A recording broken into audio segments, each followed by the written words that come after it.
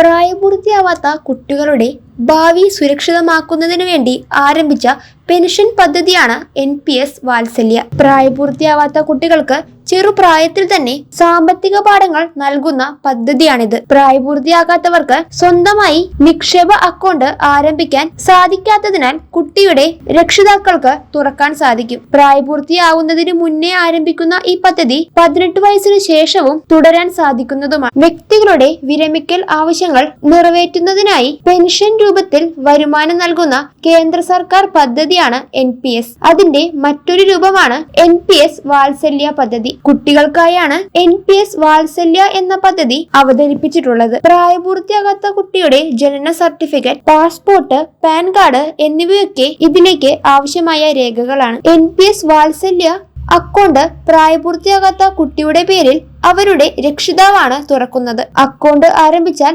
പ്രായപൂർത്തിയാകാത്ത കുട്ടിയുടെ പേരിൽ ഒരു unique permanent retirement account number നൽകുന്നതാണ്. ഈ നമ്പറാണ് ഇടപാടുകൾക്ക് ഉപയോഗിക്കേണ്ടത്. കുട്ടിക്ക് 18 വയസ്സ് തികയുന്നതുവരെ ഈ നിക്ഷേപ അക്കൗണ്ട് അവരുടെ രക്ഷിതാവായിരിക്കും കൈകാര്യം ചെയ്യുക. ഇവിടെ സാമ്പത്തിക സ്ഥിതിക്ക് അനുസരിച്ച് നിക്ഷേപിക്കാൻ സാധിക്കുന്നതുമാണ്. NPS വാത്സല്യ പദ്ധതിയിൽ നിക്ഷേപിക്കാവുന്ന ഏറ്റവും കുറഞ്ഞ തുക പ്രതിവർഷം 1000 രൂപയാണ്. എന്നാൽ പരമാവധി നിക്ഷേപത്തിന് പരിധികളില്ല. NPS വാത്സല്യ അക്കൗണ്ട് തുറക്കുന്നതിന് മുമ്പ് പ്രായപൂർത്തിയാകാത്ത കുട്ടികൾക്ക് ബാങ്ക് അക്കൗണ്ടോ ജോയിന്റ് ബാങ്ക് അക്കൗണ്ടോ ഉണ്ടായിരിക്കണമെന്ന് നിർബന്ധമില്ല. എന്നാൽ 18 വയസ്സിന് മുമ്പ് ഭാഗികമായി പിൻവലിക്കുമ്പോഴോ അക്കൗണ്ട് ക്ലോസ് ചെയ്യുമ്പോഴോ ഇത് ആവശ്യമായി വരും.